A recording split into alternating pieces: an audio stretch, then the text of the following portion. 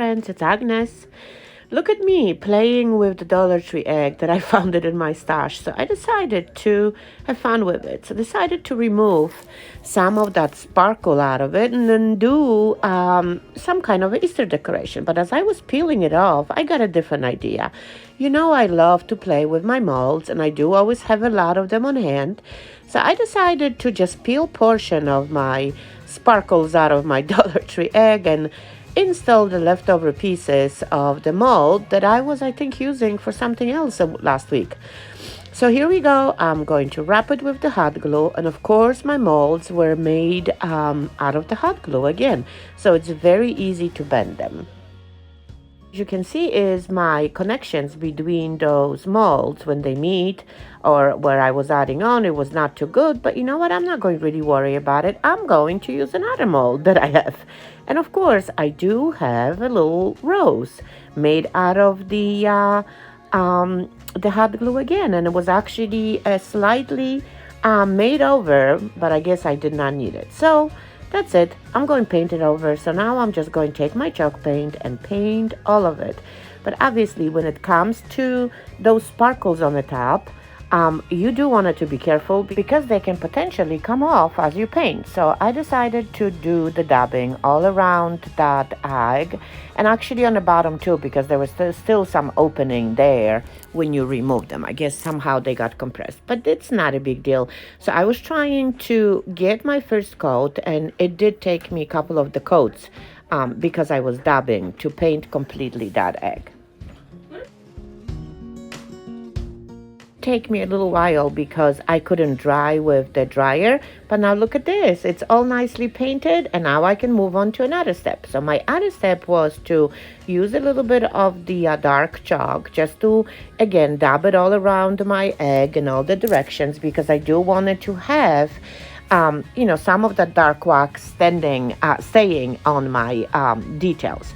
And now I'm going to, of course, wipe my brush and then simply distribute it with the clear wax, because usually the clear wax is the neutralizer, so it removes the darker spots. I mean, it looks a little bit scary right now, but rest assured, we're going to make it work. So as you go around it, now look at this, everything seems to be fine. So I decided to add a little bit of the Mouthpatch right to my egg. And of course, before I'm going to do whatever I'm supposed to do, I do want to add even more of a gold tones with my rub and buff to some of the areas on my egg. So that means the sparkles were touched by it. That means my molds were touched by it. And then I will just simply continue with the Mouthpatch again because I do want it to make it even sparkle more. If you follow me for some time, you know what my plan is with that Mouthpatch. Yes, it's another sealant, I would say, to whatever the job is there. And you could have leave it right that. I mean, you can't really see it, but there's a lot of gold in it. But I decided to go with sparkle of the diamond dust. So here we go. I'm just going to look at that sparkle right now. So now I'll just go again a little bit more with the gold tones and my gilding wax all around the base of my egg. And I'm actually loving it. It looks pretty cool. Okay, so now I need to create a stand. So I do have a spool, but as I was looking at it, obviously I need to paint it with the color that is going to match. And it seems like my spool was too skinny. So I brought a little toolie that I had, and I decided to wrap just each end, and hopefully I'm going to be able to create some kind of a decent bow, but at the same time add the volume to the entire spool. So let's just see how is that going to work when we are going to use this. I mean, it does look good, but the bow was too small. So I think what I'm going to do is I'm just going to try one more time, because it's, again, I maybe didn't do a good job. Or I'm just going to leave it and tie it all around with another one maybe. Let's see. So I'm going to add another bow to it and see if that's going to help me. But it does not seem like it was a good idea, so I decided to take my tiny bow apart, glue the pieces. As you can see, my spool is big.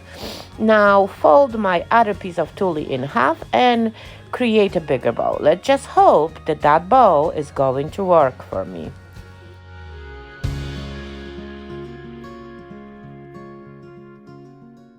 It does seem like it's going to be better. Let's put the egg to it, fluff it up, of course, before that, and see if that's, yeah, much better. Okay, here I go with the hot glue. I'm going hot glue the top of my spool, add the egg, and obviously position where my bow is, so it goes right underneath, or maybe I could have do it on the other side.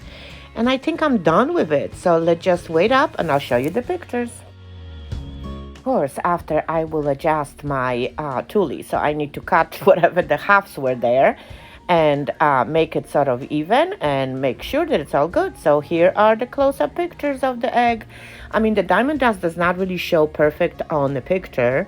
It's very hard and it's a gloomy day today, but we'll for sure make more later and to show you in the whole glory.